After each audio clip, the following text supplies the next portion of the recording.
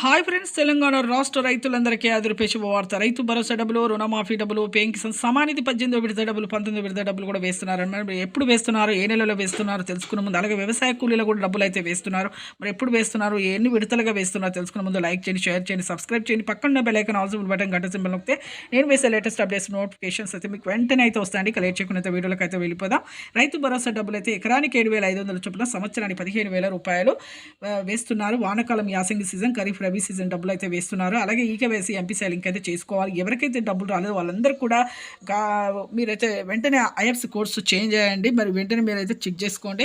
అలాగే ఎవరికైనా రాకపోతే మీరు వ్యవసాయ అధికారుల దగ్గర కేంద్రాలకు వెళ్ళి వ్యవసాయ అధికారులను అయితే అడగండి. ఖచ్చితంగా అయితే మీకు అయితే డబ్బులు అయితే వేస్తారు.